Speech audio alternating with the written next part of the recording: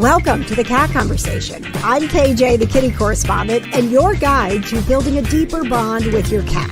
I connect you to the experts, the stories, and the little aha moments that help you truly understand your feline friend. Let's do this. Let's have the Cat Conversation.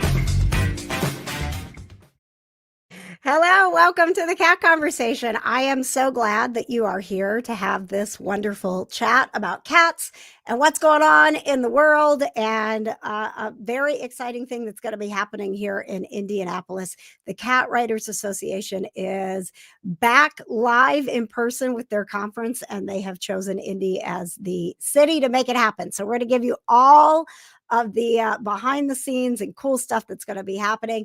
And we're going to have a very cool chat with one of the people who is making that magic happen at the Cat Writers Association.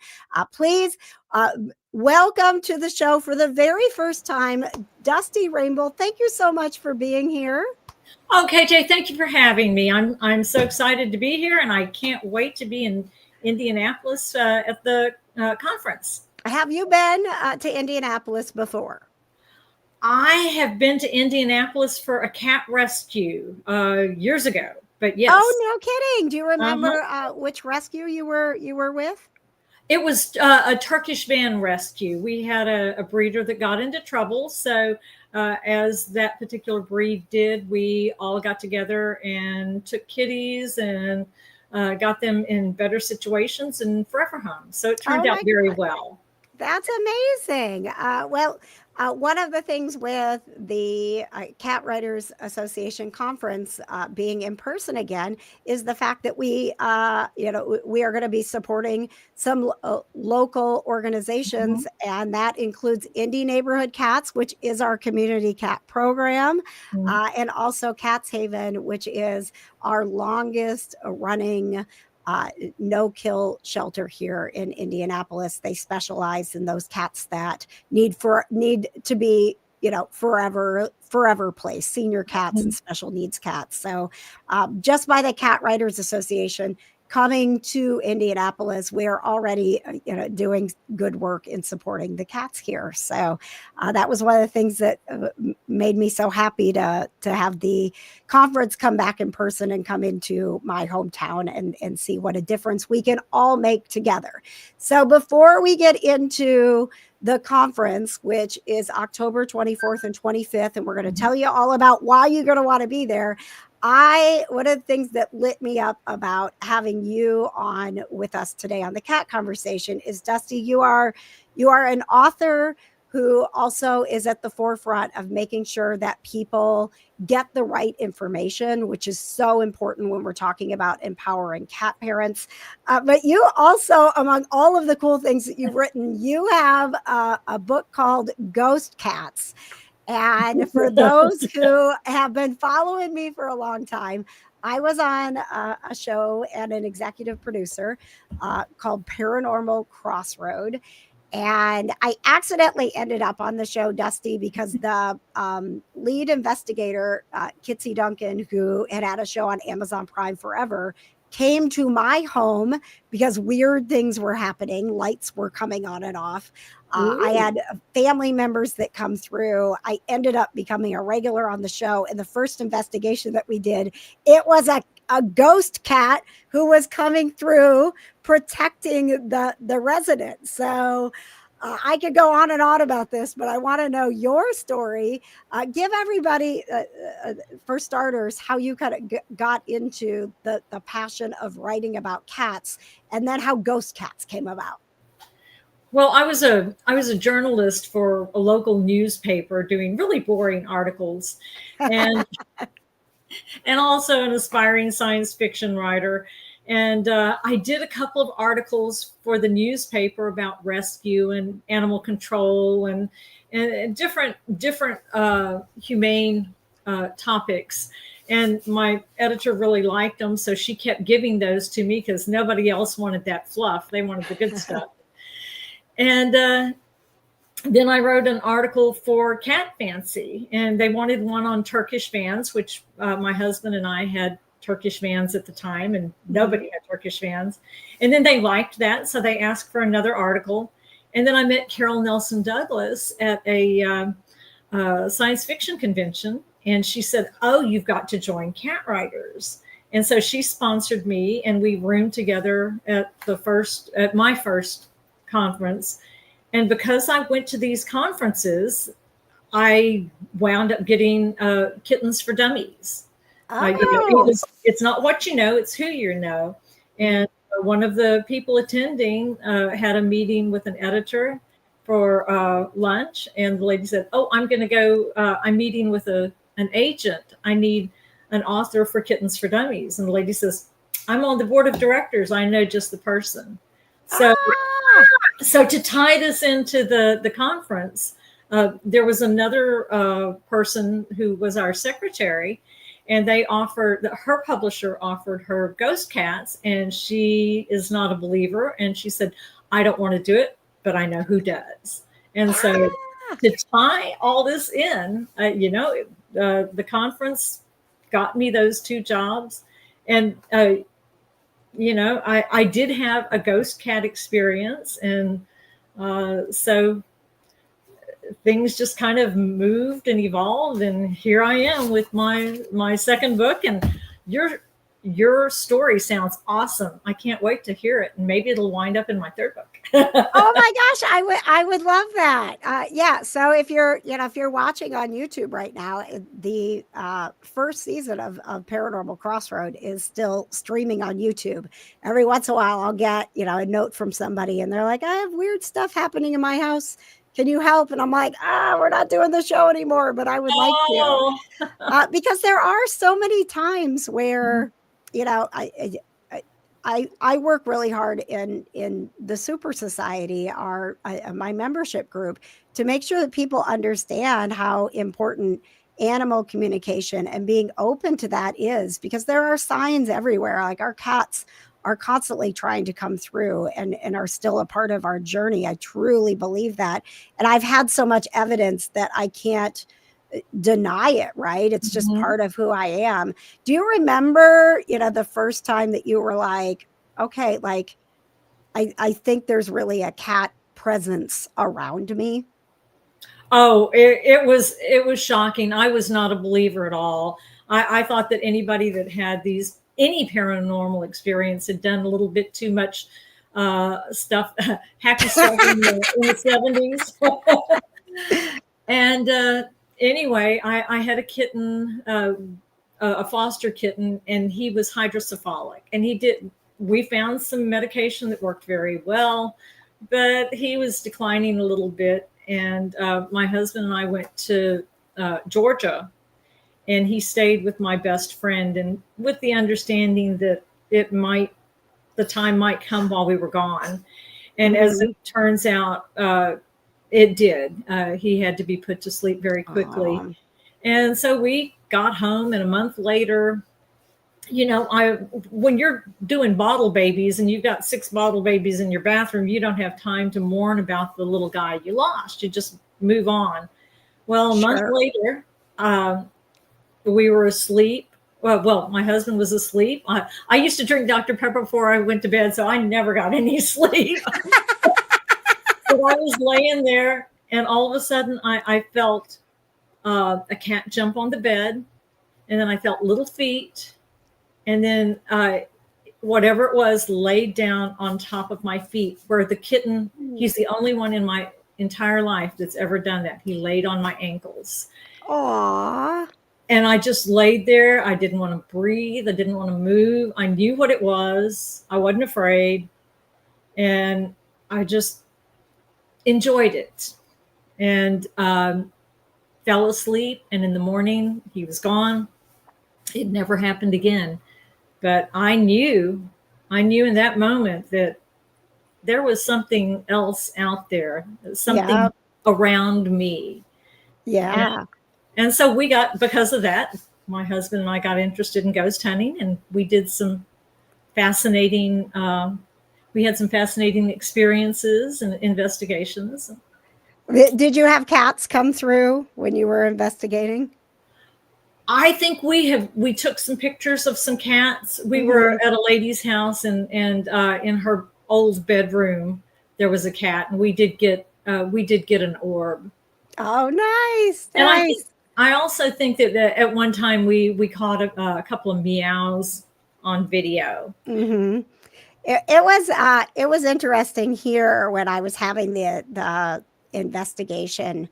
You're like taking me back now, Hmm. because it was it was the room next door to this room. My studio's in my house, and I was getting ready to do at the time. It was during COVID. You know, we all did like Oh the yeah. best we could during the pandemic. And I was hosting online bingo for Grateful Rescue and Sanctuary right here. And I kept having this light go on and off in the next room. And I remember I yelled at my husband. He was down in the kitchen, and I was like, could you come up here? So, because I feel like I'm going crazy, but I'm talking to the lamp and the lamp is talking back because I was asking yes or no questions and it would light up. And then that was why my friend ended up coming, because I was like, hey, like, we're in our safe bubble, right? So you can come to my house. Um, do you want to talk to this lamp?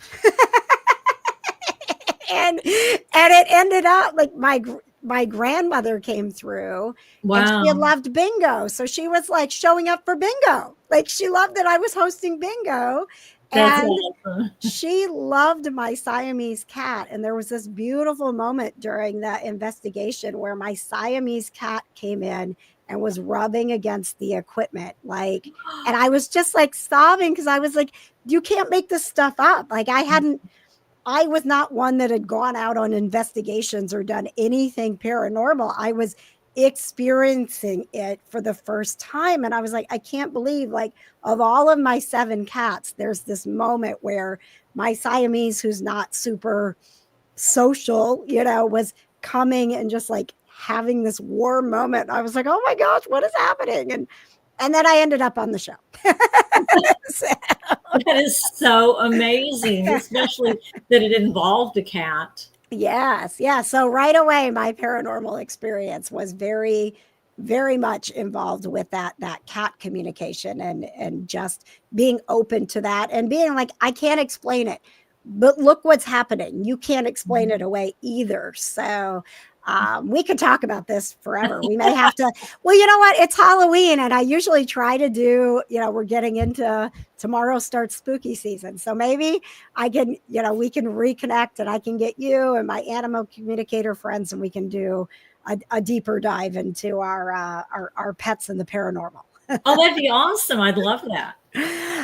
So I want people who are interested to know, where can they get you have so many books.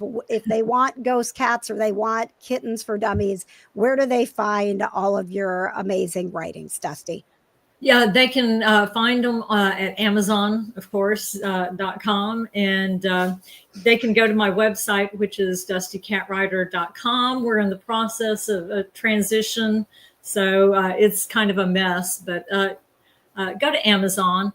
Okay. And there's another one that I would like to just briefly let you know about. It's called Yeah. Cat Scene Investigator. And I'm a cat behaviorist, and everything I do is science-based but humorous, like the Dummies books. Mhm. So that is for people whose cats are having litter box issues, and it's very comprehensive, and I think it's kind of fun because, hey, you get to say pee and poop. So That was the other day in our super society chat. We had a one of our members had a kitten who broke his tail. And oh, we were like, all like, we went through the whole thing, right? Like, she was like, we're going to the ER, something's wrong. But then you have to, you have to watch them depending on where their tail breaks. Like, you have to watch to make sure that it's not causing an obstruction.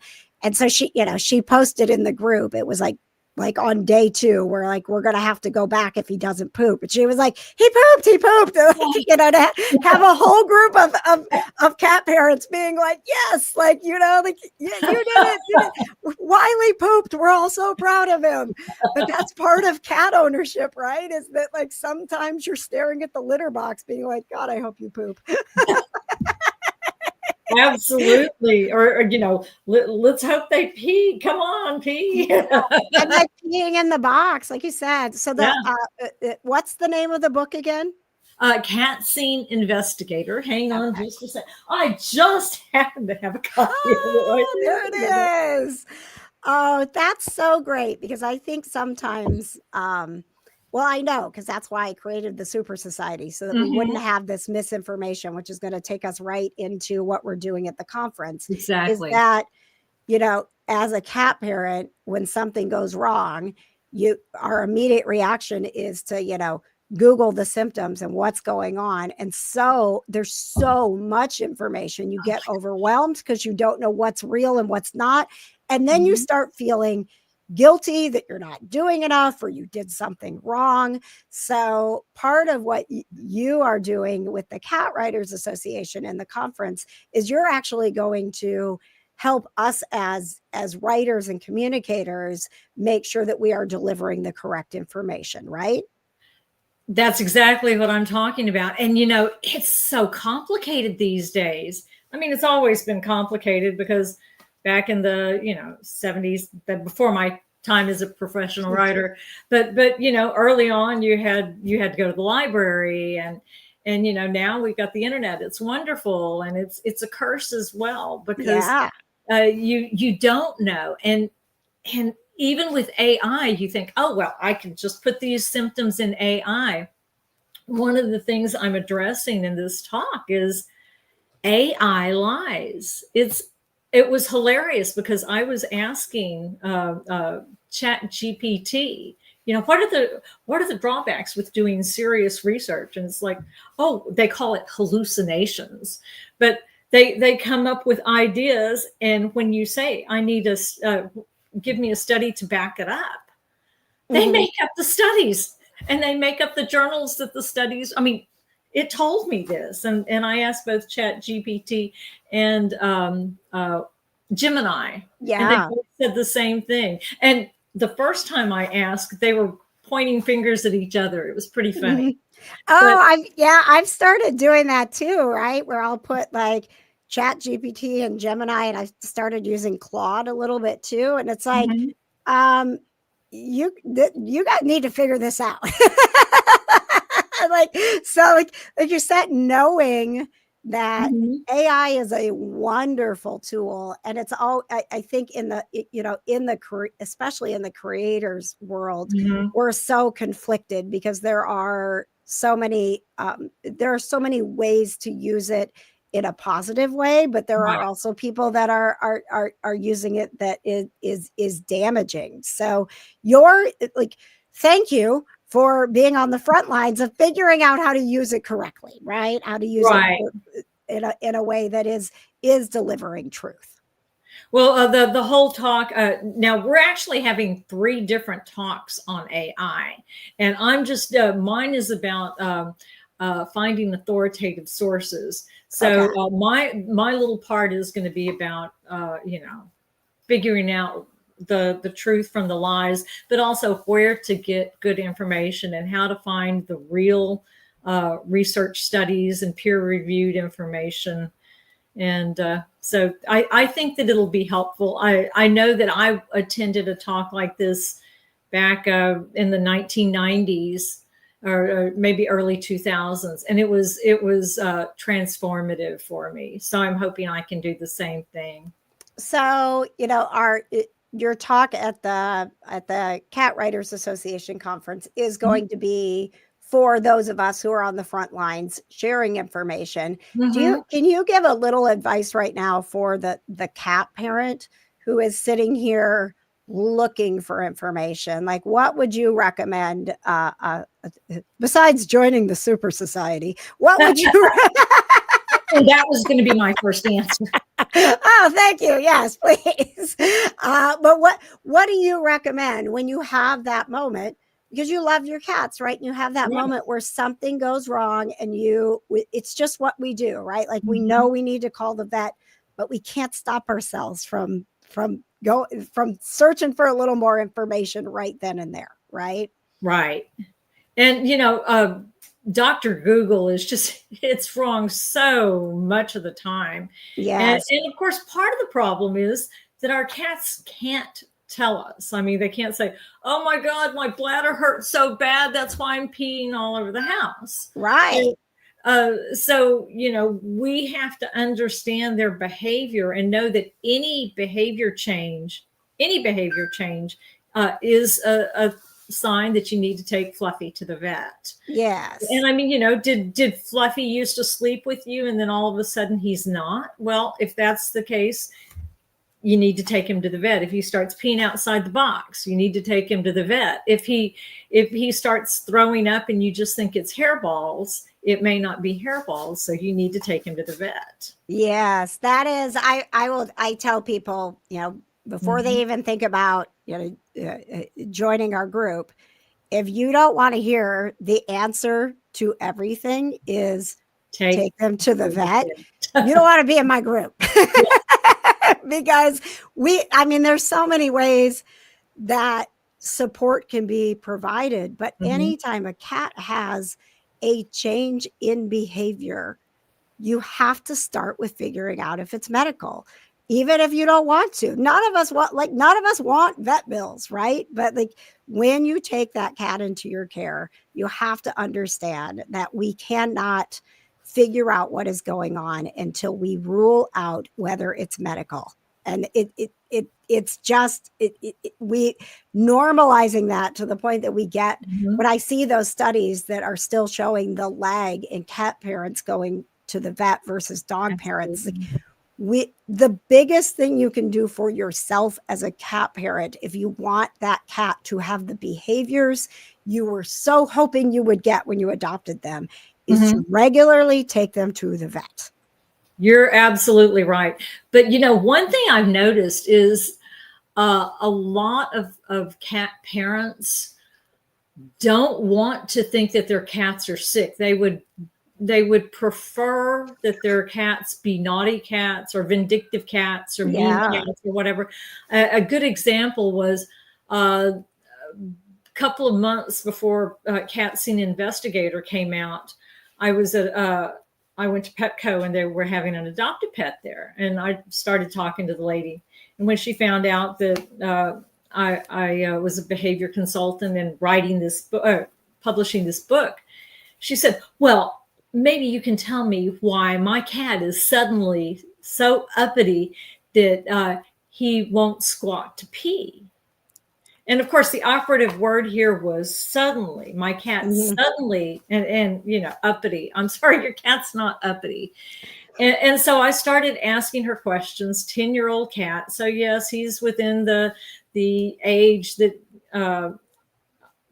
arthritis is likely. And I said, well, he's probably hurting. Oh no, he's not hurting. And I get this all the time. No, he's not sick. There's nothing wrong with him. He's just bad. And so she was, I would say, in her early 60s.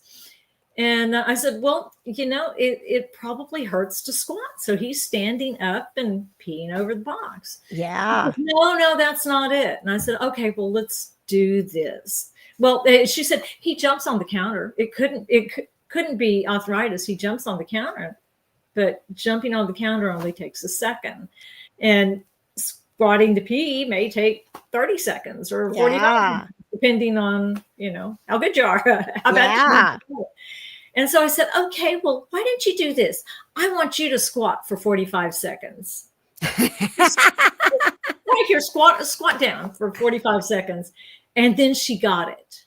Yeah. So it's amazing. And, to people's, I always try to say, anytime we're talking about something, if you have a moment where you're like, oh, I didn't think about it that way, don't go to guilt, because we have had a lot of years of just misconceptions about cats. And there are plenty of times it's part of the reason I like to have these conversations, because I can learn from you, Dusty, and you can learn from me. We are figuring out that cats are not the animals that we thought they were, and that we have misunderstood them. The amount of times that I see people that I work with have that aha moment when it finally clicks with them that your cat peeing outside the box is not vindictive, vengeful, bad, Right. mean. You took this animal into your care and they trust you as the being that will help them when they need it. And they're going outside the box is saying, I love you, please help me. And they're Well, like, oh, like, oh, it well, changed it, right? They're not being mean. They're not being bad. They literally, it's the only way that they have figured out to get your attention to ask for help. well, I like to say, and you can credit me, inappropriate, inappropriate elimination is actually inappropriate communication. So when they do Yeah. it, it's communication. They're either telling you that the litter is dirty, and that's another thing. People immediately jump to, oh, it's the litter box, it's the dirty litter, it's the, yes, it could be that, but the the when they start feeling painful or whatever, uh, the scent in the litter or the dirty litter box or the covered litter box may give them more of an incentive to go out. But again, Yeah. it's all communication. Well, and removing the judgment that we put Mhm. on them of, oh, the litter box isn't that dirty, or that's not that big of a step to get in the litter box. It shouldn't hurt. Like, just remove your judgment from it and be like, okay, so maybe I do need to get a litter box that's lower. It doesn't make sense to me. Okay, you like the litter box over on this side of the room instead of that one. Like, just remove the judgment on the cat and Exactly. do what they're asking you. Because Because on that side of the room you could have the noise from the laundry room, the tennis shoe bouncing around, or yeah, one thing that also gets cats upset is the air vent. If yeah, you have a duct that's blowing on the litter box, they don't like that. yeah. I And mean, it's just like, don't be like, that doesn't make any sense, or they shouldn't feel that. Like, look, that's how they feel. They're a cat. They're communicating. Just do it that way.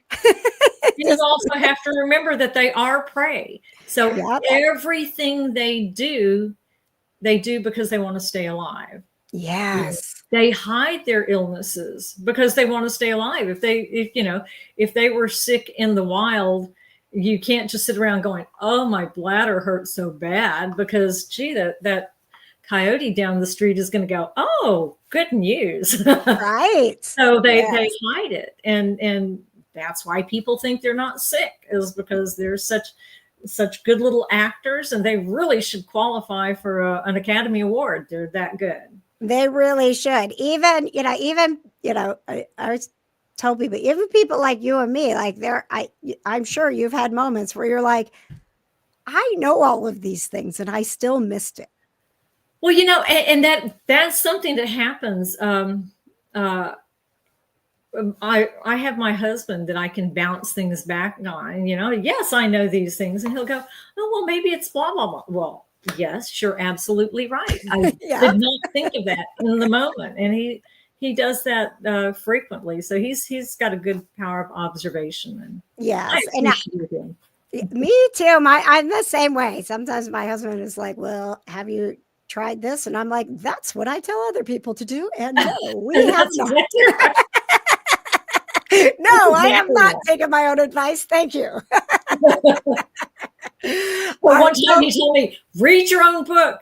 Just do the one thing that the main thing in the book. It's like, oh yeah, and it works. So yeah, yep. I tell people at this point, it's like, yeah, I've got these 7 cats, and it's, having 7 cats is not for the faint of heart. Like, oh no, but it's at this point, I'm just like, you know what? It takes a village to raise a cat. Like, you don't have to do it alone, but also Google is not your friend in terms of anything that's it, whether it's behavior, medical, just those things like, why are they scratching on my furniture? There's Mhm. finding the right support and normalizing asking for it, normalizing. Dog people use dog trainers all the time. They talk to their vet about behavior. It's just Mhm. normalizing to cat people that behaviorists are your friend, vets are your friend, like that. Scratching the furniture can be a medical thing. Like, use the support that is out there, because we're so much better than we used to be at Mhm. figuring out what is going on with a cat, that we have to get cat parents to realize when something is going on. You don't have to do it alone, and you're not doing anything wrong. You just don't understand the communication, and Mhm. there's lots of help for you to do that now. That's right. That's All absolutely. right. So, speaking of communication, we have got the Cat Writers Association Conference. It is back in person. It is here in Indianapolis, where I live. And, Dusty, I joined the Cat Writers Association during the pandemic. So, I haven't really. I got to meet a lot of people at the Cat Expo last year. That was the Mhm. first time I ever met Lynn, our president. Like, it was the first time I got face to face interaction and saw the support that exists in the Cat Writers Association. So, can you give me? You've been doing this longer. Can you talk about, what it's like to actually attend the Cat Writers Association conference? Oh, it's awesome. There are so many aspects to it, but to me, the main thing is the networking. You get to meet all these people. I remember the first time I went was in '96, and I all of a sudden got to meet all the people I'd been reading in Cat Fancy and Cats Mhm. Magazine, and the vets and the people whose books I'd been reading. And it was just awesome. And here I was, just this, I'd had what, two, three, four cat articles published, and yet they were treating me like I was one of them.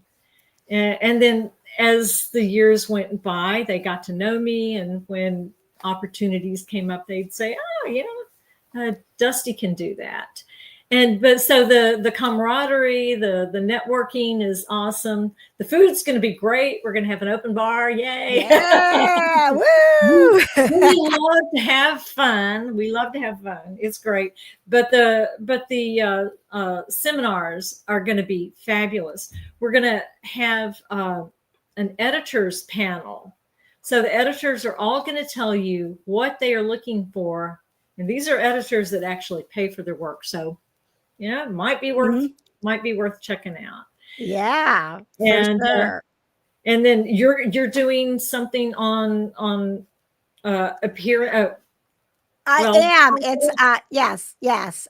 Presence over perfection is what I'll be talking about. So, what I I'll take the see. critique later after we finish recording. But what I see so much among my fellow creators, and especially writers, and people never believe me when I say I'm an introvert. I learned how to do this. When I Mhm. went, the reason I started in radio was because I could hide behind a mic. No one ever saw me. I could, be whoever. I could be KJ. I wasn't Mhm. Carrie, right? Like, Carrie was terrified to be on the radio, but KJ could be on the radio and no one saw me. And then to transition into social media, where people started expecting to, see you more, and they could reach you outside of the request line between your, 2 and 6 shift. And then to go on to TV, like, I've lived the introverted life of being cast into the spotlight and the cameras. And Mhm. I see so often with writers and people in this space, it's so great to be able to share yourself through stories, but it's terrifying to share your actual self. And the Yeah. thing that gets your story out to more people is yourself. So, shaping the story of you and confidently sharing it is how you get your writing to really resonate with people. And Mhm. there's so many great books, blogs, so much great writing that doesn't reach enough people because Absolutely. you're so afraid to put yourself out there. So that's where I'll be, I'm excited to be in a room full of people who I can say I know where you're at. I know maybe you don't want to do social media or you don't know how to do social media, but if I can get your story in front of people, those stories that you wrote are going to get in front of more people. Right. And I can't wait to attend yours. That's on my to-do list. Yeah, well, same with you, because it's like I feel like we're balancing everything so well, because it's like, how do you get yourself out there, but then also how do you manage the responsibility of disseminating information that is correct and is going to help people, right? Like, so between the two of us, those are like, I mean, those are two major barriers that anyone who wants to write or create in the cat industry space, whether it's fiction or nonfiction, you have to be able to have both of those elements in order for you to get that gift that you have to more people. Well, you know, it's kind of funny that this is one of the things I'm going to mention in my talk, and I don't remember the exact quote. Most people will remember it from Spider-Man's uncle, with great power comes great responsibility. But that was actually the original quote, which was not as elegant, was by a young, like a 22-year-old Winston Churchill. And so Spider-Man co-opted it, and good for them, you know. Oh my goch, I didn't know that. I'd only give credit to Spider-Man. I mean, like, my entire existence around the Super Society is so that I can wear a cape and be a hero. I'm sorry, Winston Churchill, I didn't know. Yeah. Well, it's slightly different, and like I said, the Spider-Man quote is much more elegant. But you know, he was in his 20s, so let's cut him some slack. And but he was a cat lover, so you know, that's true. Glorify, yeah. But that's important for us to know, that when we put something out there, we do have great power. So it's important to make sure that what we say is right and helpful and not harmful. Yes, for sure. And to give you an example of that, well, I was just going to say, can you take, I was just going to say, can you tell us a time that this has been important? Well, okay. So, I mean, there's so much bad information out there about cats, and, you know, people, once you put it out there on the internet, it's there forever, and people find it and go, oh, this is right, but it's not. But right now, the current problem is more dog related, because dogs eat grapes. They like grapes. They're fun. They roll. They're sweet. And grapes are highly toxic to both cats and dogs. And like I said, it's not so much a cat problem because they don't like sweets. So, but it would be a problem if they consumed them. But there is the new thing out there that says, oh, well, if your dog eats grapes, you don't have to take them to the vet. Just give them Tums. And that is simply not true, because it's basically the same as drinking antifreeze. Oh, wow. If that's what grapes do, they completely shut down the kidneys. And if you get it early, then you can usually treat it successfully. But if you wait too long, you know, your pet doesn't have kidneys, and you can't live without kidneys. Wow. So, but that's something that's happening right now, is people are saying, yeah, you don't have to take your dog to the vet. Just give them Tums. Yikes. And Tums is like, no, don't do that. Don't give them Tums. Oh man, the PR person over at Tums was like, well, wait, no, we do not agree with this. Well, I'm thrilled to get to be a part of sitting in on your panel. And there's, not only do we have so much amazing information, but the fact that, like, we also on Friday night, we're going to get to enjoy, you know, the cat video fest, right?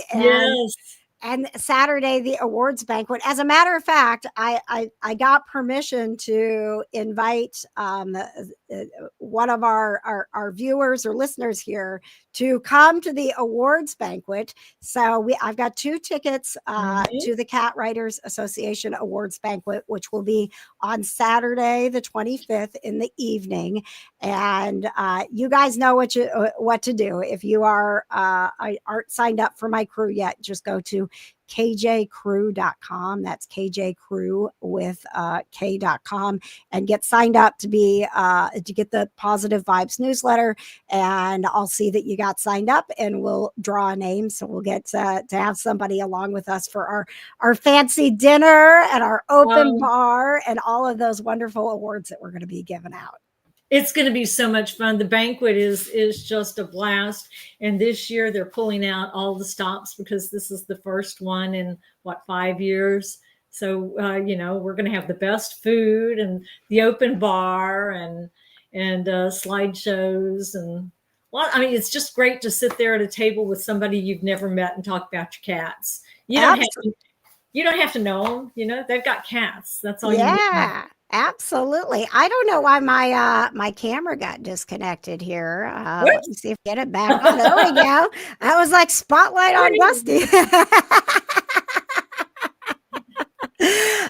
Well, so for anybody who's interested, and there's so many cool topics. Obviously, we're speaking directly to people who write and produce content regarding cats, but the AI conversations that we're going to have, the camaraderie. If you are a creator, there's so much you can get out of this, and it may even inspire you to join us and create content about cats, because like you said, like, you didn't necessarily set out for that. You were kind of steered into it, and I was the same way. I mean, my radio career, when I got put on the air, and I really didn't want to be doing this morning show, and I remember my boss, because I went into his office and I was like, I came here to do programming and I don't want to be on the air. And he was like, you're really good at it. It's your job now. So figure out how to like it. I was like, how can I like this? And that was my first segment. KJ Strays was born out of my boss saying, figure out how you like to have a microphone, because you've got one in front of you. It's your job now. And I was like, okay, well then I'm going to help cats. And so, like, there may be a chance that in your desire to create and write and to put stories out there, that the cat space is where you belong, because we are 2 people sitting here saying that's not what I started out to do, but I'm so glad I'm here. So you are invited to the Cat Writers Association conference, even if you're not already doing it. Come and join us, because it's an incredible community, and we do need more people out there sharing the joy of having cats and sharing the ways to best enjoy having your cat, to solve the problems that you think are a behavior problem, that, as we've said, it comes down to being a communication issue. So catwriters.com tickets, actually today's the last day to your spot. So we want to make sure, if you're watching this, that you get in on it. Go to catwriters.com and get yourself signed up for the conference, which will be October 24th and 25th in Indianapolis. Do you have any final thoughts, Dusty, before we wrap up this cat conversation, either for cat parents or for those writers or creators out there? Well, I think what I would like to say is, when you get together with us, you're going to find out how powerful you really are. The communicators, let's face it, people wouldn't know anything if we weren't around. Not necessarily you and me, but overall, they learn from us. And it's just, we want to keep the cats in the home. I've been involved in rescues since the 80s, and you want to keep the cats in the home. And so whether you really want to write or not, whether, you may not want to reach a national audience, but if you can influence one person to keep their cats happier, or to help alleviate a behavior problem or get them to the vet before they get too sick. That just makes everything worth it. It, And it, it really does. It it's really something to does. look forward to when you get that message. I mean, I've gotten them before. One lady met me at a cat show, and she said, "You saved my kitten. I had a foster kitten, and the information you gave me allowed me to save the kitten." She got it at 2 a.m. There was no place to go buy a heater or anything like that. And she took my advice that you put dry rice in a sock and throw it in the microwave. And she was able to keep this cold kitten alive. Wow. And so, Wow. and when you hear that, it really makes it worth it. Yes, absolutely. And so thank you, Dusty, for being on the front lines as a behaviorist, as a writer. I mean, there's so many. I'm sure there are so many stories you will never hear of the way that you have impacted cat parents. And for you watching, you can do this too. Before I go, I want to shout out to Susan, who is tuned in right now. She is one of the super cat parents in our SuPURR society. And it really is, I started it partly because I was getting so many questions and I was seeing so much misinformation. But for me, it has been so rewarding to also have a support group. You do not have to do it alone. If you don't know what is going on with your cat, you come home from work and you're like, I've got work figured out, I've got life figured out, but I cannot figure out my cat. You are not alone. So join us in the SuPURR Society. Just go to SuPURRsociety.com and join us at the Cat Writers Association, October 24th and 25th. Get your tickets. Dusty Rainbolt, thank you so much for being here and having the cat conversation. Thank you for having me, and I look forward to seeing you in about 3 weeks. Yes, we will. Thanks for joining us for another episode of The Cat Conversation. I'm KJ, your kitty correspondent, always happy to help you build that deeper bond you want with your cat.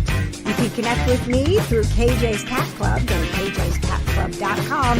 And if you enjoyed the conversation, leave a comment, give it a like, and make sure you subscribe to The Cat Conversation.